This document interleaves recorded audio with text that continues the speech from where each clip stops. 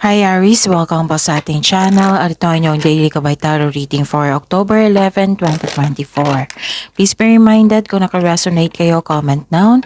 Kung hindi kayo naka-resonate, ibigay niyo po sa iba kasi channel reading po ito.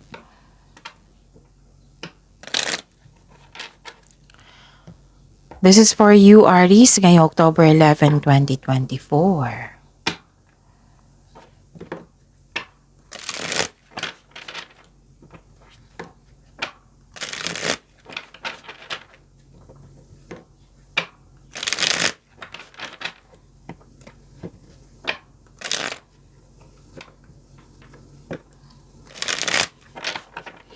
Para po ito sa inyo Aries ngayong October 11, 2024. Maraming salamat po sa inyong patuloy na suporta at maraming salamat din po sa mga hindi nag-skip ng ads. Gamitin ang reading na ito bilang gabay lamang sa mga hindi pa nag-subscribe. Subscribe na po kayo at click bell notification para malaman nyo na may bago tayong video. Para sa mga gusto magpa-reading po, may lumabas dyan sa screen nyo ngayon. Panoorin nyo po at sundin ang instruction. Calling the attention sa mga suki ko dito na Aries.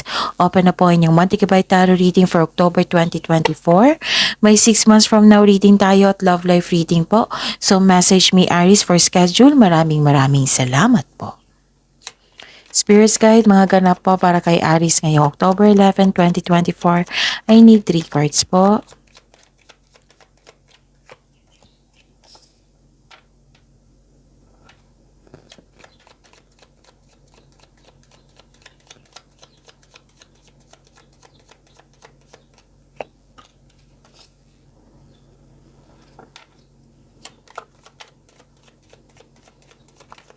Okay. Para po kay Aries, mga ganap po.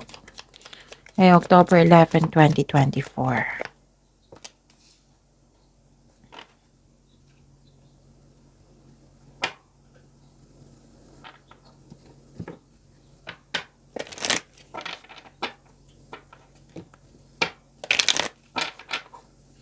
Spirits Guide, message po para kay Aries ngayong October 11, 2024.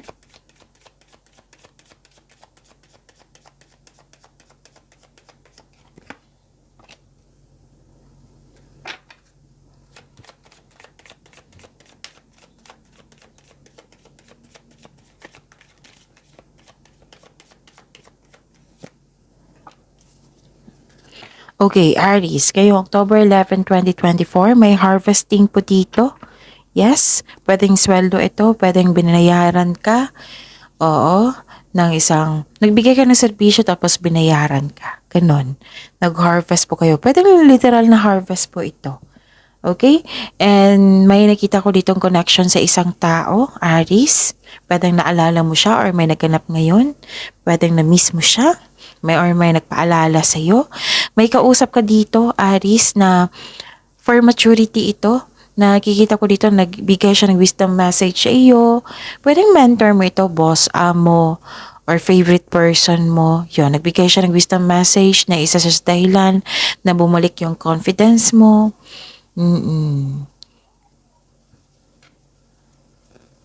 Yun.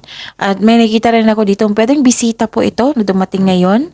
Pwedeng bisita na nagbigay ng news or information or unexpected message na bigyan mo siya ng agarang aksyon or reaction.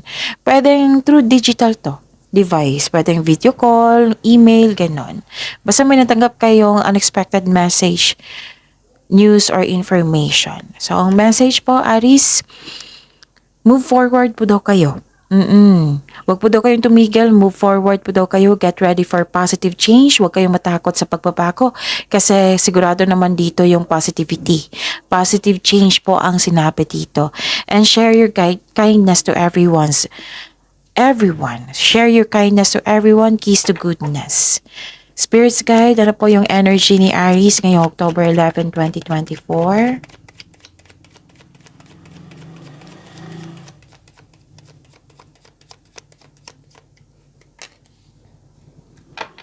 The clarification of this card po.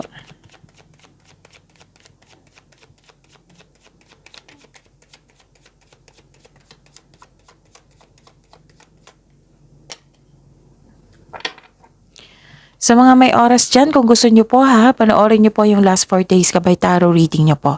Like for example, napanood nyo ito ngayong October 11, 2024. Panoorin nyo po yung October 10, 9, 8, 7. Kung may nakita kayo or narinig kayo repeating message, kailangan nyo po iyan bigyan ng atensyon. Kung maaari po, bigyan nyo po ng solusyon at aksyon.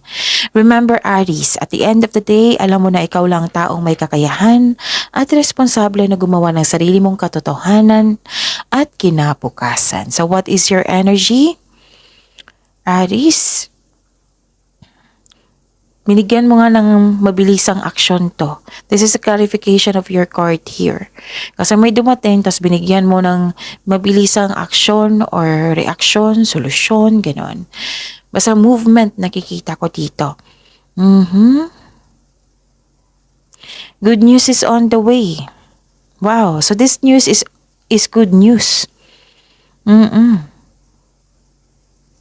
Some of you dito na nag-healthy living or may bago kang inspirasyon, posibleng bagong pet, gamit sa bahay, kasamahan, pwede din bagong tao. Kasi may nakikita kong romantikong tao dito na medyo sensitive. I-consider mo daw yung motive ng taong ito. Oo, sa kabila ng kanyang pinapakita. Observe ka muna po daw. Kung may nag-approach sa inyo ng isang tao, observe ka muna hanggang sa makita mo talaga ang kanyang totoong motibo o intention. So, ang sabi ng card dito, kilalanin niyo muna ang tao. Okay? Masaya ka dito eh. Yes, you're happy. May success ako nakikita dito. And you are very happy. And this is clarity, optimism, full of positivity, glory, satisfaction. You have full of strength here. Oh, happy ka ngayon.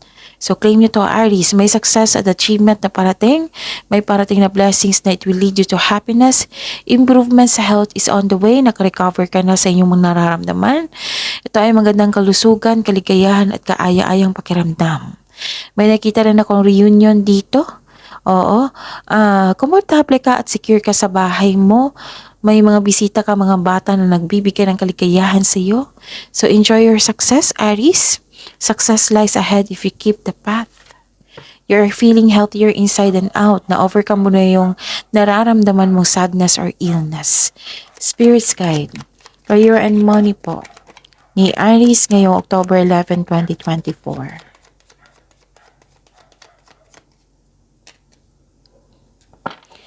The clarification of this card po.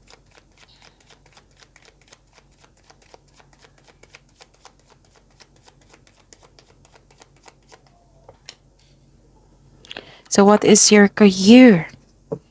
Oh, okay. Nakikita ko dito na naka-recover ka na nito kasi may nakita ko sadness and pain dito. Malungkot sa career and money, posibleng may nawala, or yun. Or away. Kasi may nakita ko ditong disconnection sa isang tao. Na hindi ka naging komportable sa workplace mo ngayon. Pero sabi ng card dito, you must process the loss and allow yourself na i-heal kung gusto mong mag-move forward into a new direction. Kaya may sabi dito na share your kindness to everyone and move forward kasi may positive changes pong magaganap. Be ready. So heal yourself. Okay? Let go mo na yung mga pain na masasakit na alaala. So, look to the future with hope for new experiences. Yes. Ano pa? Oh, okay. This is recovery. Nawala na yung, basta may recovery dito, nawala na yung mga mabibigat na pakaramdam nyo and you are very happy, di ba? Oo, dito. So, nag-move forward kayo. Wow. This is good. This is a good sign na umiwas ka na sa toxic tao, toxic environment. You have your freedom. So this is recovery, ha? Spirit's Guide. Love life, self-love, partnership, and romance, the Aries ngayong October 11, 2024.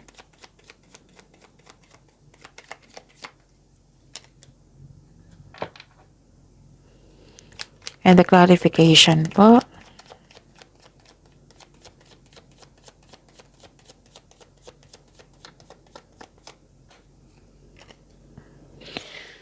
Okay, ayos ko lang ha. Maraming salamat po sa patuloy na tiwala suporta sa ating channel at maraming salamat din po sa mga hindi nag-skip ng ads. May lumabas dyan sa screen nyo ngayon, panoorin nyo po. Kung gusto nyo po iyan, then follow instruction. May taong hindi totoo sa inyo dito, oh. Mapanlin lang. Okay. Para sa mga may relasyon sa buhay mag-asawa, isa sa inyo may lihim or nagsisinungaling po. This card asks you na ngayon ang oras upang maging tapat at bukas at makipag-usap ng malinaw sa loob ng inyong relasyon or connection.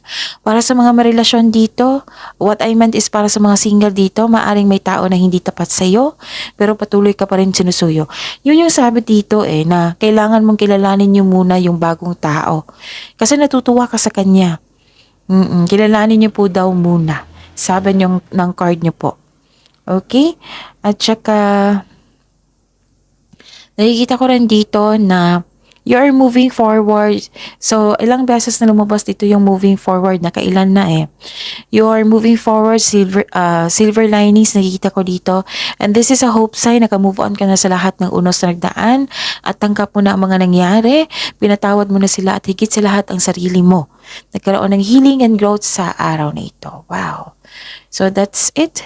See you tomorrow, Aries. Please like, subscribe, and click the button for notification para updated po kayo sa daily tarot reading natin. Maraming salamat po.